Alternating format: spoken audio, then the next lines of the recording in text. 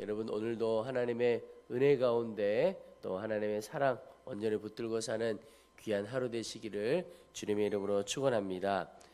오늘부터 요나서 함께 묵상하고 은혜를 나누려고 합니다. 요나를 향한 하나님의 부르심이 오늘 말씀 가운데 있게 되고 또 요나의 삶 가장 기억나는 것이 하나님의 말씀을 피하여 도망간 요나이죠. 그런데 오늘 말씀 시작하는 부분에 보면 하나님께서 요나를 부르실 때에 이 큰 성 니느웨의 큰 성읍 니느웨에 대한 말씀을 주십니다. 가서 말씀을 전하라 이런 의미인데요. 그런데 이 큰 성읍 니느웨가 어떤 곳이냐, 바로 아수르의 수도라고 할 수 있는데 그 나라 전체를 말하죠. 그런데 이 니느웨가 그 당시에 말할 수 없는 죄악으로 물들었던 그런 도시입니다. 그런데 오늘 2절 말씀에 보면 너는 일어나 저 큰 성읍 니느웨로 가서 그것을 향하여 외치라, 이렇게 하나님께서 요나에게 사명을 주십니다. 그런데 먼저 이 요나의 삶에 하나님께서 주신 말씀을 보면서 깨닫게 되는 것 하나가, 하나님께서 죄로 물든 그 니느웨라고 하는 성읍, 니느웨라고 하는 곳에 사는 많은 사람들이죠. 죄에 물든 사람들을 버려두지 않고 회개의 기회, 돌이킬 수 있는 기회를 하나님께서 주셨다는 것입니다. 그 말은 유대인들에게 있어서는 하나님이 우리만 택하시고 우리만 사랑하시고 이런 개념이었는데, 그것이 아니고 하나님께서는 포기하는 인생, 또 포기하는 나라, 또 포기하는 족속 없다라고 하는 것입니다. 그 말은 먼저는 하나님께서 오늘 우리를 포기하지 않으신다. 우리가 어떠한 상황, 어떠한 처지, 어떤 죄악에 있다 하더라도 하나님께서 다시 돌이킬 기회를 주시고 하나님께로 돌아올 기회를 늘 주시는 것입니다. 우리를 향하여 돌아오라고 외치시는 분이 우리 하나님이십니다. 그런데 하나님은 주님을 믿는 우리를 향하여서 그렇게 말씀하실 뿐만 아니라 하나님은 온 열방을 향하여도 똑같이 그렇게 말씀하고 계시는 겁니다.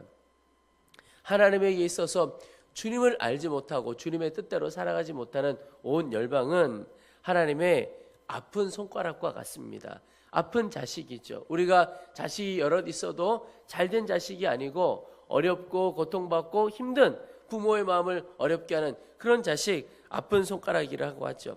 하나님을 알지 못하고 죄악 가운데 있는 열방이 바로 우리 하나님 아버지에게는 아픈 손가락과 같은 그런 족속입니다. 하나님의 마음은 모든 열방이 주님께로 돌아오기를 원하시는 것입니다. 온 열방, 한 나라 한 나라, 한 족속 한 족속을 향한 하나님의 사랑이 얼마나 크고 놀라운가.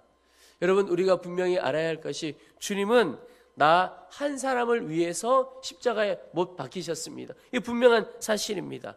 그러나 그것과 함께 하나님께서는 나 한 사람뿐만 아니라 온 열방에 한 사람 한 사람을 위하여 십자가에 못 박히셨다는 것입니다.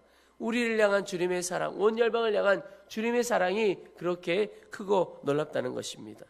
여러분, 우리가 이 땅을 살아가면서 우리 자신을 향한 하나님의 그 간절한 마음, 그 마음 아는 것 중요하지요. 그리고 그와 함께 하나님께서 우리 인생도 그렇게 사랑하신 것처럼 한 나라와 한 민족과 주님을 알지 못하는 한 영혼을 향한 그 주님의 마음도 너무나 간절하고 사랑이 크다라고 하는 것입니다.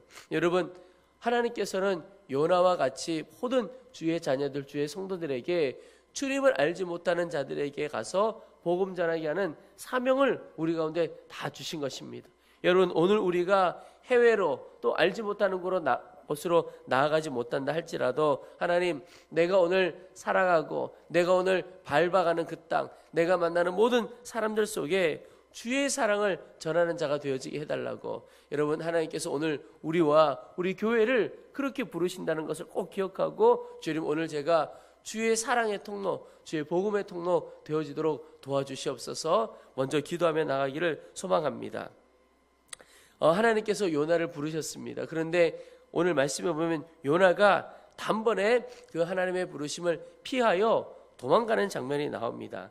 3절 말씀에, 그러나 요나가 여호와의 얼굴을 피하려고 일어나 다시스로 도망하여 도망하려 하여 욥바로 내려갔더니 마침 다시스로 가는 배를 만난지라 여호와의 얼굴을 피하여 그들과 함께 다시스로 가려고 배삭을 주고 배에 올랐더라. 여러분, 요나가 하나님의 말씀 앞에 뭔가 의미를 물어보고 뭐 이러지도 않고 바로 얼굴을 피하려고 도망하게 됩니다. 다시스로 가려고 했다고 했는데, 다시스라고 하는 곳은 니느웨와 정 반대되는 곳에 있는 도시입니다. 반대되는 곳으로 가려고 하는 겁니다. 여러분, 그런데 우리가 조심해야 할 것이 있습니다. 하나님의 말씀을 피하여 하나님의 얼굴을 피하여 갈 때 그때 오히려 일이 순적하게 일어나는 때도 있습니다.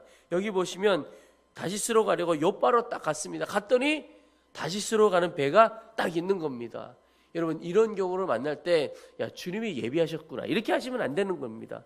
근데 우리가 보통 그럴 때가 있어요. 하나님의 뜻과 반대로 가는데 야, 너무 길이 이렇게 잘 열리는 거예요. 근데 그때도 잘 깨어 있어야 하는 겁니다. 내가 가는 이 길이 지금 부르심을 따라가는 길이냐, 부르심을 피하여 가는 길이냐.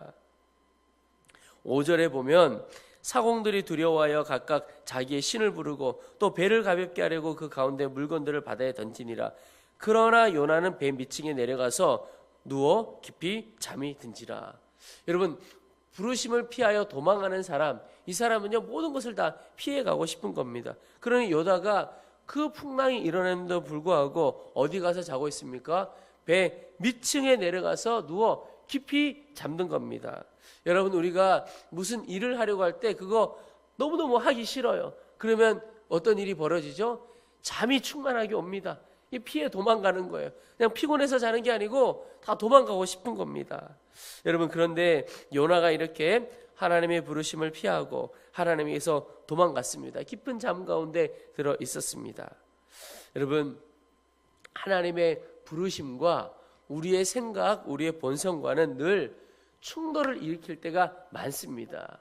그래서 믿음의 갈등을 일으킬 때가 많이 있다는 겁니다. 그래서 하나님의 부르심이 우리 가운데 있을 때 할렐루야 그러실 줄 알았습니다 이렇게 되는 때는 별로 없고, 내 생각과 늘 부딪혀 올 때가 있고 믿음의 갈등을 일으켜 올 때가 많습니다. 대부분 그렇습니다. 여러분, 요나가 왜 하나님의 말씀을 피하여 도망갔을까요? 요나는 민족주의자였습니다. 하나님의 말씀을 전하는 자이긴 했지만 민족을 너무너무 사랑하고 선민의식에 사로잡혔던 그런 사람입니다. 근데 지금 요나가 보기에는 저 죄악을 짓는 이방 니느웨는 구원받을 백성이 아니고 하나님의 심판받아야 할 족속인 것입니다. 요나 보기에는 하나님께서 지금 니느웨에 가서 회개하라고 하는 말씀을 전하라고 하는 게 이해가 되기 어렵고 받아들이기가 어려운 겁니다.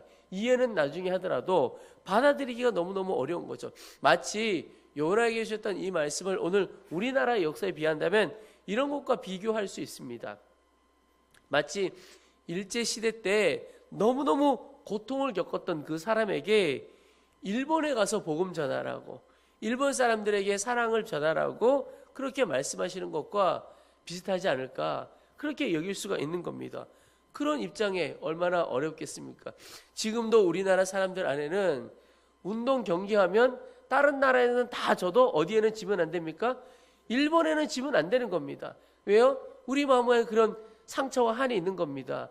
우리가 일제시대를 겪지 않은 사람들만 해도 그런 마음이 있는데, 일제시대 때 그때를 평범하게 살아가신 분이 아니고 그때 말할 수 없는 고통과 아픔을 겪었던 분에게 일본 가서 복음을 전하라, 이거 참 받아들이기 어려운 거죠. 요나에게 꼭 그런 겁니다. 요나가 보기에 니느웨는 지금 하나님이 불로 심판해야 될 그런 땅인데 가서 생명의 복음을 전하라니, 자신의 생각과 하나님의 부르심 안에 충돌이 일어나게 된 겁니다. 그래서 그것을 받아들이지 못하고 결국은 도망가게 된 것이죠.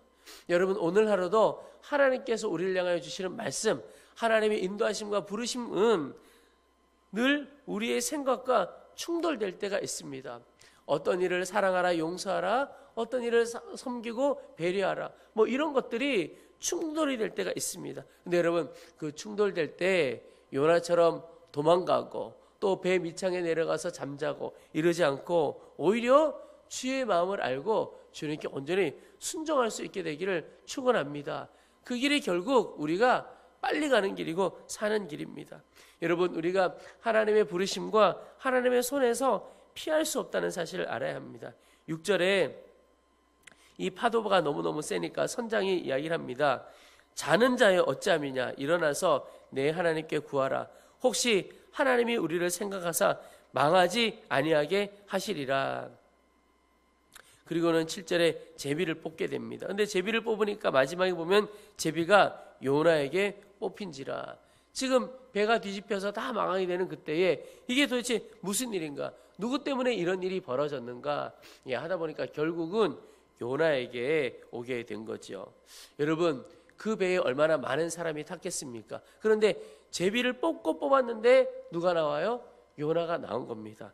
그 말은 여러분, 하나님의 부르심에서 그것을 피하여 도망갈 자도 없고 하나님의 쓰시고자 하는 자는 분명히 그의 인생을 쓰게 되십니다. 그래서 요나, 오늘 첫 시작하면서 주시는 교훈 중에 하나가 하나님의 손에서 벗어나려고 도망가는 것, 가장 어리석은 일입니다.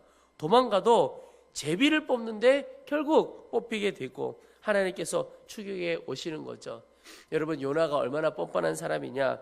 9절 말씀에 그가 대답하되 나는 히브리 사람이요. 여기까지는 뭐 누구나 이야기할 수 있죠. 근데 그 다음에 바다와 육지를 지으신 하늘의 하나님 여호와를 경외하는 자로다. 그냥 하늘의 하나님을 섬기는 자다 이렇게 표현하면 그나마 볼만합니다. 그런데 하늘의 하나님 여호와를 경외하는 자로다. 여러분, 하나님을 경외하는 자가 하나님의 부르심과 말씀에 피하여 도망가는 사람입니다. 그런데 자기를 하나님 경외하는 자라고, 참 어떻게 보면 뻔뻔한 사람입니다. 우리가 세상 가운데서도 그럴 수 있는 겁니다. 하나님의 말씀대로 살지 않고 부르심을 피하여 막 살아가면서도 나는 믿음의 사람입니다. 나는 하나님을 경외하는 사람입니다. 이렇게 말할 수도 있는 겁니다. 결국 요나를 하나님께서 붙들어서 쓰시게 되는 역사가 있게 됩니다. 여러분, 우리는 내 믿음과 내 입술의 고백과 내 삶이 함께 가는 자인가? 요나가 하늘의 하나님을 여호와를 경외하는 자로다 그랬으면 하나님의 말씀을 온전히 순종하여 나아갔어야 하는 것이죠. 오늘 우리의 삶은 어떠합니까? 주님을 믿는다고